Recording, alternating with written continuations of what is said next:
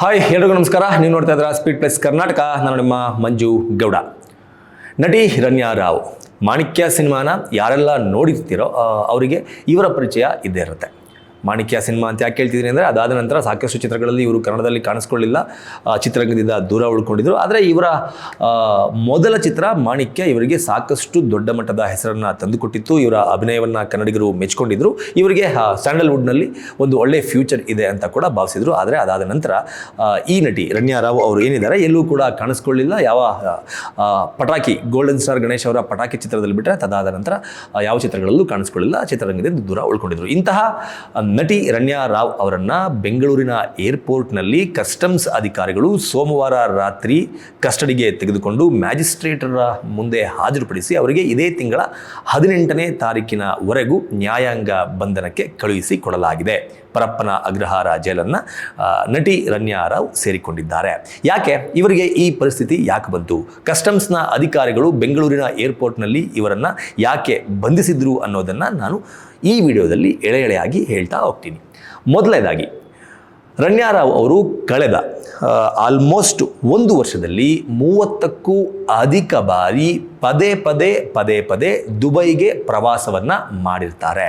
ಅದರ ಜೊತೆಗೆ ಕಳೆದ 15 ದಿನಗಳಲ್ಲಿ 4 ಬಾರಿ ದುಬೈಗೆ ಪ್ರವಾಸವನ್ನು ಮಾಡಿರ್ತಾರೆ. ಹೀಗೆ ಇವರು ಪದೇ ದುಬೈಯ ಪ್ರವಾಸವನ್ನು ಮಾಡಿಕೊಂಡು ಬರ್ತಾ ಇರೋದ್ರಿಂದ ಇವರ ಮೇಲೆ ಒಂದು ಅನುಮಾನ ಮೂಡಿ ಬರುತ್ತೆ. ಯಾಕೆ ಇವರು ಭಾರತದಿಂದ ಪದೇ ದುಬೈ ಪ್ರವಾಸವನ್ನು ಮಾಡ್ತಾ ಇದ್ದಾರೆ?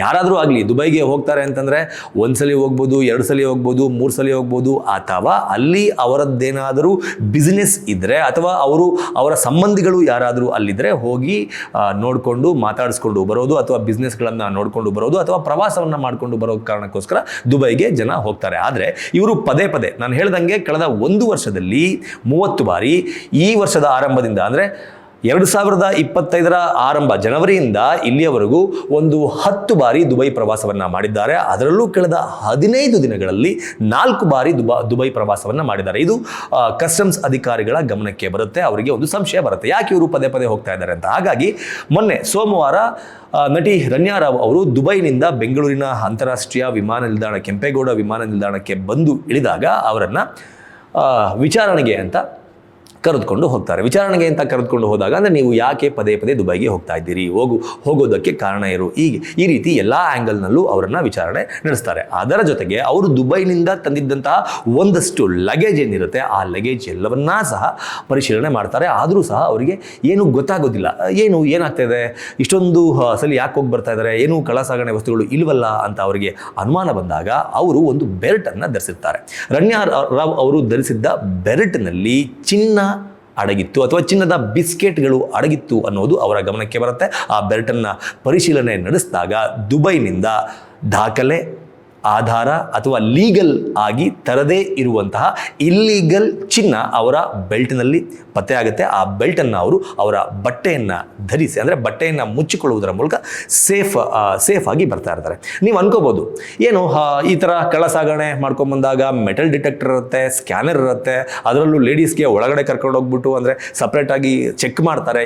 ಹೀಗೆಲ್ಲ ಇದ್ರೂ ಕೂಡ ಈ ರೀತಿ ಕಳ್ಳ ಸಾಗಣೆಯಲ್ಲಿ ಚಿನ್ನ ಬಂದಿದ್ದು ಹೇಗೆ ಅನ್ನೋದನ್ನು ನೋಡೋದಾದರೆ ಕಳೆದ ಸಾಕಷ್ಟು ದಿನಗಳಲ್ಲಿ ಸಾಕಷ್ಟು ಬಾರಿ ಇವರು ಪ್ರೋಟೋಕಾಲ್ ಅಂತ ಇರುತ್ತೆ, ಅಂದರೆ ಸರ್ಕಾರಿ ಅಧಿಕಾರಿಗಳು, MLAಗಳು, MP ಗಳು ಅಥವಾ ಅವರ ಕುಟುಂಬಸ್ಥರು, ಹೀಗೆ ಒಂದಷ್ಟು ಜನ VIP ಗಳಿಗೆ VVIPಗಳಿಗೆ ಪ್ರೋಟೋಕಾಲ್ನ ಮೂಲಕ ಏರ್ಪೋರ್ಟ್ನ ಒಳಗಿನಿಂದ ಹೊರಗಡೆಗೆ ಕರೆದುಕೊಂಡು ಬರುವ ವ್ಯವಸ್ಥೆ ಇರುತ್ತೆ. ಅಂದರೆ ಸಾಮಾನ್ಯರು ನೀವು ಹೋಗುವಂಥ ಲೈನಲ್ಲಿ ಅವರು ಹೋಗೋದಿಲ್ಲ, ಅವರಿಗೆ ಸಪ್ರೇಟ್ ಪ್ರೋಟೋಕಾಲ್ ಇರುತ್ತೆ. ಅಂದರೆ ಇವರಿಗೆ ಯಾವ ರೀತಿ ಪ್ರೋಟೋಕಾಲ್ ಅನ್ನೋದನ್ನು ನಾವು ನೋಡೋದಾದರೆ DGP ಆಗಿರುವಂತಹ ರಾಮಚಂದ್ರ ರಾವ್ ಅವರ ಪುತ್ರಿ ನಾನು ಅಂತ ಪ್ರತಿ ಬಾರಿಯೂ ಹೇಳಿಕೊಳ್ಳುವ ಮೂಲಕ ಇವರು ಪ್ರೋಟೋಕಾಲ್ನಿಂದ ತಪ್ಪಿಸಿಕೊಳ್ತಾ ಇದ್ರು. ಈ ರೀತಿ ಪ್ರೋಟೋಕಾಲ್ನಿಂದ ತಪ್ಪಿಸಿಕೊಂಡು ಅವರು ದುಬೈನಿಂದ ಖರೀದಿ ಮಾಡಿಕೊಂಡು ಬಂದಂತಹ ಚಿನ್ನವನ್ನು ಕಳ್ಳ ಸಾಗಣೆಯನ್ನು ಮಾಡುವ ಮೂಲಕ ಬೆಂಗಳೂರಿಗೆ ತಗೊಂಡ್ಬರ್ತಾ ಇದ್ರು ಎನ್ನುವ ಮಾಹಿತಿ ಕೂಡ ಇದೀಗ ಹೊರಗಡೆ ಬಂದಿದೆ. ಆದರೆ ಇದನ್ನೆಲ್ಲ ವಿಚಾರಿಸಿ ನೋಡಿದಾಗ ಇವರು DGP ರಾಮಚಂದ್ರ ರಾವ್ ಅವರ 2ನೇ ಪತ್ನಿಯ ಮೊದಲನೇ ಪತಿಯ ಮಗಳು ಎನ್ನುವ ಒಂದಷ್ಟು ಊಹಾಪೋಹದ ಮಾತುಗಳು ಅಥವಾ ಒಂದಷ್ಟು ರೂಮರ್ಸ್ಗಳು ಈಗ ಆಲ್ರೆಡಿ ಓಡಾಡ್ತಾ ಇದೆ. ಆದರೆ ಅದು ಎಷ್ಟರ ಮಟ್ಟಕ್ಕೆ ಸತ್ಯ ಅನ್ನೋದು ಗೊತ್ತಿಲ್ಲ. ಆದರೆ DGP ರಾಮಚಂದ್ರ ರಾವ್ ಅವರು ಇವರ ಸಂಬಂಧಿ ಆಗಿದ್ದರೂ ಕೂಡ ಇವರ ಎಲ್ಲ ಚಲನವಲನ ಚಟುವಟಿಕೆಗಳಿಂದ ದೂರ ಉಳಿದಿದ್ರು ಅನ್ನೋದು ಕೂಡ ತನಿಖೆಯಿಂದ ಇದೀಗ ಹೊರಗಡೆ ಬಂದಂತಾಗಿದೆ ಮೂಲಗಳ ಮಾಹಿತಿಯ ಪ್ರಕಾರ.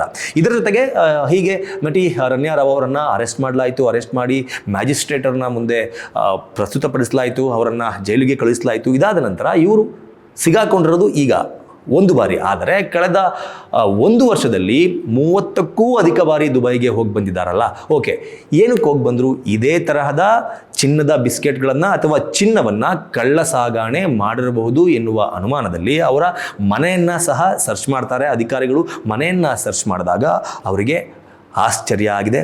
3 ಪೆಟ್ಟಿಗೆಗಳಷ್ಟು ಒಂದಷ್ಟು ಚಿನ್ನವನ್ನು ಸೇರಿ, ನಗದನ್ನು ಸೇರಿ, ಒಂದಷ್ಟು ಡಾಕ್ಯುಮೆಂಟನ್ನು ಸೇರಿ ಒಂದು 3 ಪೆಟ್ಟಿಗೆಗಳಷ್ಟು ಈ ಕೇಸ್ಗೆ ಸಂಬಂಧಪಟ್ಟಂತಹ ವಸ್ತುಗಳನ್ನು ಅಧಿಕಾರಿಗಳು ವಶಕ್ಕೆ ಪಡೆದುಕೊಂಡಿದ್ದಾರೆ. ಏನೆಲ್ಲ ಸಿಕ್ಕಿದೆ DRI ಅಧಿಕಾರಿಗಳಿಗೆ ಅನ್ನೋದನ್ನು ನಾವು ನೋಡೋದಾದರೆ, ರಣ್ಯಾ ರಾವ್ ಅವರ ಮನೆಯಲ್ಲಿ 2.06 kg ಚಿನ್ನ ಸಿಕ್ಕಿದೆ. ಅದರ ಜೊತೆಗೆ 2.67 ಕೋಟಿ ರೂಪಾಯಿ ದುಡ್ಡು ಸಿಕ್ಕಿದೆ. ಎರಡೂ ಸೇರಿ ಹತ್ತಿರ 17.29 ಕೋಟಿ ರೂಪಾಯಿ ಅಷ್ಟು ಬೆಲೆ ಬಾಳುವಂತಹ ವಸ್ತುಗಳು ನಟಿ ರಣ್ಯಾ ರಾವ್ ಅವರ ಮನೆಯಲ್ಲಿ ಸಿಕ್ಕಿದೆ ಎನ್ನುವ ಒಂದು ಅಂಶ ಮೂಲಗಳ ಪ್ರಕಾರ ಇದೀಗ ಹೊರಗಡೆ ಬಂದಿದೆ. ನೀವೆಲ್ಲರೂ ಕೂಡ ಅನ್ಕೋಬೋದು, ಯಾಕೆ ದುಬೈಗೆ ಹೋಗಿ ಈಕೆ ಚಿನ್ನವನ್ನು ಖರೀದಿ ಮಾಡಿಕೊಂಡು ಬರಬೇಕಾಗಿತ್ತು? ಇಂಡಿಯಾದಲ್ಲೇ, ಬೆಂಗಳೂರಲ್ಲೇ ಸಾಕಷ್ಟು ಶಾಪ್ಗಳಿದೆ, ಇಲ್ಲೇ ಚಿನ್ನವನ್ನು ಖರೀದಿ ಮಾಡ್ಬೋದಾಗಿತ್ತಲ್ಲ, ಇಲ್ಲೂ ಕೂಡ ಗೋಲ್ಡ್ ಬಿಸ್ಕೆಟ್ಗಳನ್ನು ಖರೀದಿ ಮಾಡ್ಬೋದಲ್ಲ ಇಲ್ಲೀಗಲ್ ಆಗಿ ದುಬೈಯಿಂದ ತರುವ ಅವಶ್ಯಕತೆ ಏನಿತ್ತು ಅಂತ ನೀವು ಯೋಚನೆ ಮಾಡ್ಬೋದು. ಆದರೆ ಅದಕ್ಕೂ ಕೂಡ ಒಂದು ಕಾರಣ ಇದೆ. ಏನಪ್ಪಾ ಅಂತಂದರೆ, ದುಬೈನಲ್ಲಿ 1 kg ಚಿನ್ನದ ಬೆಲೆ 81 ಲಕ್ಷ ರೂಪಾಯಿಗಳಷ್ಟಿದ್ರೆ, ಅದೇ 1 kg ಚಿನ್ನದ ಬೆಲೆ ಬೆಂಗಳೂರಿನಲ್ಲಿ 89ರಿಂದ 90 ಲಕ್ಷ ರೂಪಾಯಿ ಇದೆ. ಅಂದರೆ 1 kg ಚಿನ್ನದ ಮೇಲೆ, ಅಂದರೆ ದುಬೈನಿಂದ ತಂದಂತಹ ಚಿನ್ನಕ್ಕೆ 1 kgಗೆ 8ರಿಂದ 9 ಲಕ್ಷ ರೂಪಾಯಿ ದುಡ್ಡು ಇಲ್ಲಿ ಉಳಿಯುತ್ತೆ. ಅದರ ಜೊತೆಗೆ ಈ ತರಹದ ಕೆಲಸಗಳನ್ನು ಬಹಳ ಬಾರಿ ಈಕೆ ಮಾಡಿದ್ದಾರೆ ಅಂತ ಹೇಳಲಾಗ್ತಾ ಇದೆ. ಈಗ ಕೊನೆಯ ಬಾರಿ 14.5 kg ಚಿನ್ನವನ್ನು ಕಳ್ಳ ಸಾಗಾಣೆ ಮಾಡಿ ಸಿಕ್ಕಿ ಹಾಕಿಕೊಂಡಿದ್ದರಿಂದ ಅವರಿಗೆ ಆದಂತಹ ಲಾಭದ ಮೊತ್ತ ಎಷ್ಟಾಗ್ತಿತ್ತು ಅನ್ನೋದನ್ನು ನಾವು ನೋಡೋದಾದರೆ 1,20,20,00,000. ಈ 1,20,20,00,000 ಲಾಭಕ್ಕಾಗಿ ಅವರು ದುಬೈನಿಂದ ಚಿನ್ನವನ್ನು ಬೆಂಗಳೂರಿಗೆ ತಂದು ಇಲ್ಲಿ ಮಾರಾಟವನ್ನು ಮಾಡ್ತಾ ಇದ್ರು ಎನ್ನುವ ಸಂಶಯದ ಆಧಾರದ ಮೇಲೆ ಈಗ ಅಧಿಕಾರಿಗಳು ತನಿಖೆಯನ್ನು ನಡೆಸ್ತಾ ಇದ್ದಾರೆ.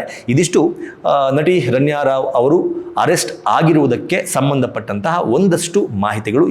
ಇನ್ನು ಮುಂದಿನ ದಿನಗಳಲ್ಲಿ ಈ ವಿಚಾರವಾಗಿ ಸಾಕಷ್ಟು ಮಾಹಿತಿಗಳು ಲಭ್ಯ ಆಗೋದಕ್ಕಿದೆ, ಅದರ ಅಪ್ಡೇಟ್ಗಳನ್ನು ಕೊಡ್ತೀವಿ ಅಂತ ಹೇಳ್ತಾ, ಈ ಸ್ಟೋರಿಯನ್ನು ಕೇಳಿದಾಗ, ಅಂದರೆ ದುಬೈನಿಂದ ಚಿನ್ನವನ್ನು ಖರೀದಿ ಮಾಡಿ ಅಥವಾ ದುಬೈನಿಂದ ಚಿನ್ನವನ್ನು ತೆಗೆದುಕೊಂಡು ಬೆಂಗಳೂರಿಗೆ ಬಂದು ತಗಲು ಹಾಕೊಂಡಿರುವಂತಹ ನಟಿ ರಣ್ಯಾ ರಾವ್ ಅವರ ಈ ಕೇಸ್ನ ಬಗ್ಗೆ ನಿಮ್ಮ ಅನಿಸಿಕೆ ಏನು ಅನ್ನೋದನ್ನು ಕಮೆಂಟ್ ಬಾಕ್ಸ್ ಮೂಲಕ ತಿಳಿಸಿ ಅಂತ ಕೇಳ್ಕೊತಾ ಈ ವಿಡಿಯೋನ ಮುಗಿಸ್ತಾ ಇದ್ದೀನಿ.